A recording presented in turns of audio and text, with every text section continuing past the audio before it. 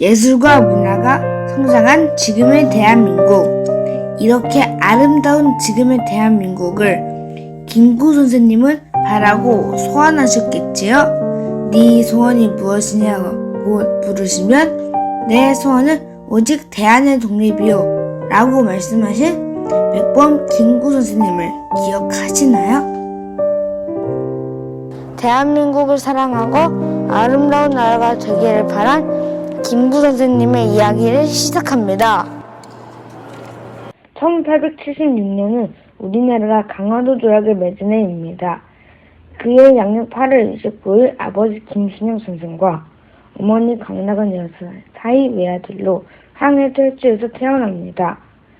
태어날 때가 된 지 일주일이 되어도 태어나지 않아서 아버지 김신영 선생은 지붕 위에 올라가 길말을 쓰고 소울음소리를 내어서 태어나게 됩니다. 이때 이름은 김창암입니다. 창암이는 개구쟁이 어린 시절을 보냈습니다. 아버지 숟가락 부러뜨려 엿받고 먹고 시냇가에 염색 물감 불어 동네 이웃집 빨래 망치고 아버지가 숨겨둔 엽전으로 떡 사 먹으러 가다가 걸리기도 하였지요. 요즘에도 이런 아이가 있나요? 저는 김구 선생님의 이런 모습도 너무 사랑스럽습니다. 이렇게 개구쟁이였던 창암이는 어떻게 훌륭한 인물이 되었을까요? 몇 해 전 집안 할아버지께서 집안 결혼식이 있어 양반처럼 갓을 쓰고 외출하다가 양반들에게 발각이 되어 갓이 찢겨 망가지고 다시는 갓을 못 쓰게 되었다는 이야기였습니다. 당시 조선은 계급사회였습니다. 양반을 꿈꾼 창암이는 과거 시험을 보러 갔지만 돈으로 합격하려는 사람, 다른 사람 것을 베껴 쓰는 사람, 바르지 못한 행동들을 하는 사람이 넘쳐났어요. 과거 시험장에서 실망감을 느낀 창암이는 관상학 공부를 시작하게 되는데요. 그때 마의 상서 중 한 구절을 마음속에 담아두었습니다. 상호 무려 신호, 신호 무려 시모. 즉 얼굴 좋은 것이 몸 좋은 것만 못하고 몸 좋은 것이 마음 좋은 것만은 못한다는 뜻입니다. 김구 선생님처럼 우리도 마음 좋은 사람이 돼보도록 해요. 이건 몰랐죠? 김구 선생님은 1년 동안 친척 아이들을 모아 훈장 생활을 하셨습니다. 훈장 김구 선생님도 마음으로 그려보세요. 그때 신분이 높고 낮음이 없고 모두가 평등하다는 동학의 사상이 창암이의 마음을 사로잡았습니다. 1894년 충청북도 보원으로 전국에서 동학도들이 모였어요. 창암이도 황해도 대표로 이곳에 모였어요. 동학도에 입도한 후 창암이는 새로운 이름 창수로 바꾸게 됩니다. 19살 때는 신도 수백 명을 거느려 애기접주라는 별명이 생겼습니다. 동학에 실패하면서 창수는 안태훈 진삭댁에 머물게 되는데요. 그때 인생의 스승 유학자 권능선 선생을 만나게 됩니다. 창수야, 나라가 망하는 것은 두 가지가 있다. 더럽게 망하는 것과 깨끗하게 망하는 것이다. 더럽게 망하는 것은 백성과 신하가 적에게 아부하다 망하는 것이고 깨끗하게 망하는 것은 백성들이 의를 붙잡고 끝까지 싸우다가 함께 죽는 것이다 라고 말씀하셨습니다. 의라는 것은 사람이 옳아야 한다는 것입니다. 정확하게 알아야 한다. 정확하게 아는 것을 행동으로 옮겨야 한다. 김구현 선생님이 쓰는 권능선의 의를 즉 옳았다고 생각하는 것을 실천하는 것을 평생 목표로 하여 우리가 아는 지금의 훌륭한 김구 선생님의 모습이 되지 않았을까요? 우리도 옳은 생각과 바른 사람이 되어보도록 해요. 여러분은 안태훈 진사를 알고 계신가요? 동학농민운동을 탄압하셨지만 반대로 백범 김구 선생님을 발굴하신 분이기도 합니다.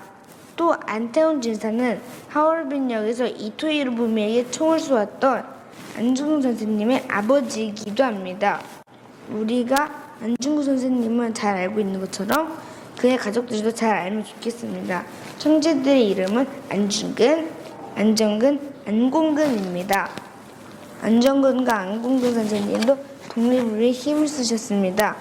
안정근 선생님의 딸 안미생은 김구 선생님의 며느리이면서 비서입니다. 안궁근 선생님은 한인 애국단에서 활동하셨고 임시정부에서 일을 하셨던 분이입니다. 여러분은 대한민국의 어머니상 하면 누가 떠오르나요? 저는 안중근 의사의 어머니 조마리아 여사가 떠오릅니다. 사형을 앞둔 안중근 의사를 면회하지 않았습니다. 그리고 나라를 위해 비겁하게 삶을 구하지 말고 대에 죽는 것이 어미에 대한 효도다 라고 편지를 쓰셨습니다. 이 밖에도 전투사들의 어머니 정정화 여사, 안창수 선생님의 아내분 이혜련 여사, 오늘 뒤에서 만나게 된 김구 선생님의 어머니 강낙원 여사도 강인한 어머니들이고 여성 독립운동가입니다.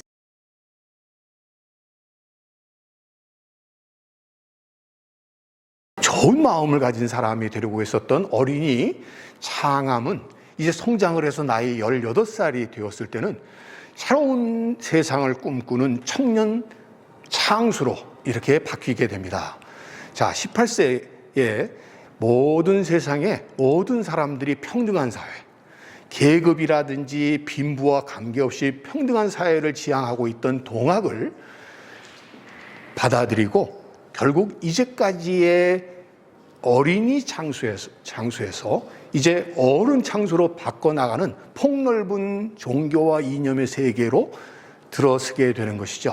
그래서 이제 창수로 이름을 바꾼 이 백범 선생은 동학의 접주로서 맹활약을 벌이게 되는데 제 뒤에 보시는 것과 같이 해주성 전투에서 선봉에 서서 이렇게 당시의 동학운동의 중심에 서기도 했었으나 결국 내분에 의해서 이 해주성 싸움은 패배하게 되고 그 뒤에 여러분들 안중근의 아버지가 되시는 바로 안태훈 진사의 댁에 은거하게 되면서 백범의 일생일대의 중요한 스승을 만나시게 됩니다. 바로 그 스승이 바로 고능선 선생이 되시겠는데요.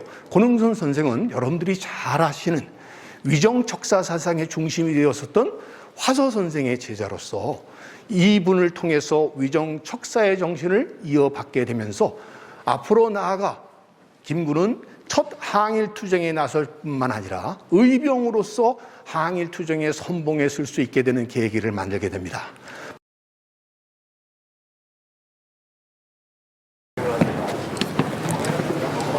애국 청년 창수가 세상에 이름을 알리게 된 사건은 바로 이 치아포 의거입니다. 1895년 겨울, 창수는 동학 의병의 좌절 이후 의병 활동이 국내에서 전개되고 있다는 소식을 알고 귀향길에 오릅니다. 당시는 대한제국의 황후인 명성황후가 일본의 자객에게 궁궐에서 살해당하는 사건이 발생한 직후였습니다. 일본의 침략 야욕이 노골적으로 대두되는 상황에서 창수는 귀국하게 된 것입니다. 이듬해 봄, 황해도 안하군 이 치아포의 주막에서 일본인 스시다 조스케를 일본 조선군인으로 변장한 일본군 중이라고 판단한 창수는 국모의 원수를 갚을 목적으로 그를 처단한 후 자신의 성명을 밝힌 포고문을 부착하게 됩니다. 이것이 바로 그 유명한 치아포 의거인데요. 약 3개월 후 창수는 체포된 후에 해주 감옥에 수감되었다가 인천감리소로 나중에 이송되게 됩니다. 인천감리소에 수감된 창수는 신문 내내 을미사변의 복수를 위해 스시다를 처단했다고 진술했으며 오히려 일본 관리에게 명성황후의 시해를 질책하며 의연한 모습을 잃지 않았습니다.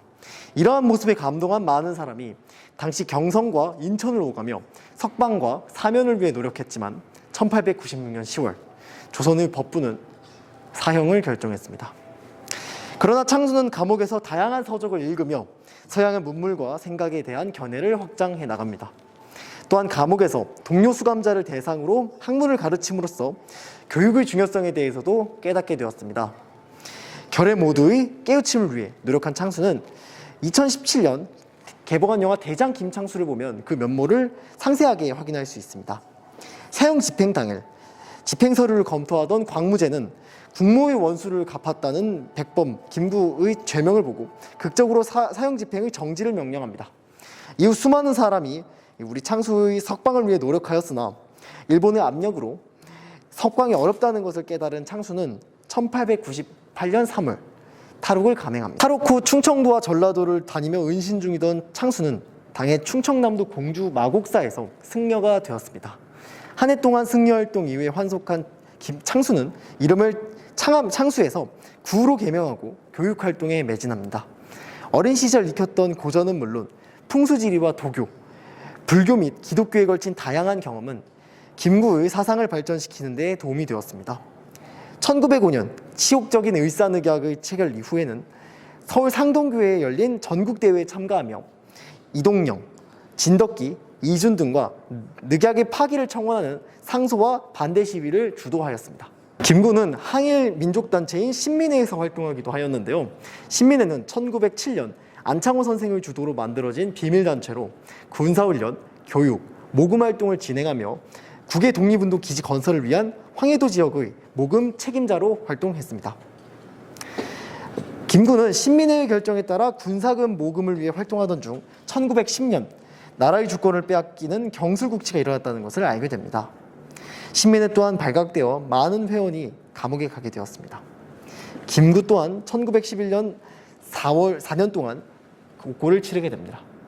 김구 선생의 호로 널리 알려진 백범은 조선시대에 천하게 여겨지던 백정과 범부 역시 애국심이 자기만큼 되기를 바란다는 소망의 표현입니다. 또한 제 아무리 신분이 낮은 위치에 있어도 배운다면 나라를 세울 수 있다는 교육자다운 포부가 담겨있기도 합니다. 암흑의 시대, 평범한 백성으로 태어나 추 독립운동의 구심점이자 오늘날에는 대한민국의 대표적인 독립운동가로 존경받는 김구 선생님. 김구 선생의 일대기를 회고하면 정말 백범 그대로의 삶을 살고 갔다는 생각이 듭니다. 올해로 22살인 저는 백범 선생의 일생을 보며 역사에 부끄럽지 않은 족적을 남기겠다는 다짐을 하게 됩니다. 나는 우리나라가 세계에서 가장 아름다운 나라가 되기를 원한다. 가장 부강한 나라가 되기를 원하는 것은 아니다. 내가 남의 침략에 가슴이 아팠으니 내 나라가 남을 침략하는 것을 원치 아니한다. 이 말은 백범 김구 선생님의 대표적인 어록이자 제가 김구 선생님을 존경하는 이유 중 하나인데요. 우리가 남의 침략으로 고통받았던 것만큼 남을 침략하지 않기를 원한다는 부분은 3.1 독립선언서의 평화 이념과 일맥상통하는 부분이 있습니다. 제국주의와 침략주의가 인류를 강권하는 격동기에 단순한 구국과 복수가 아니라 문화강국을 꿈꿨던 김구 선생님의 사상이 어떻게 형성되었는지 알 수 있었던 시간이었던 것 같습니다. 앞으로 우리가 김구 선생님께서 일평생 꿈꿨던 문화강국과 통일된 적국을 함께 어떻게 행동해 나가야 될지 생각해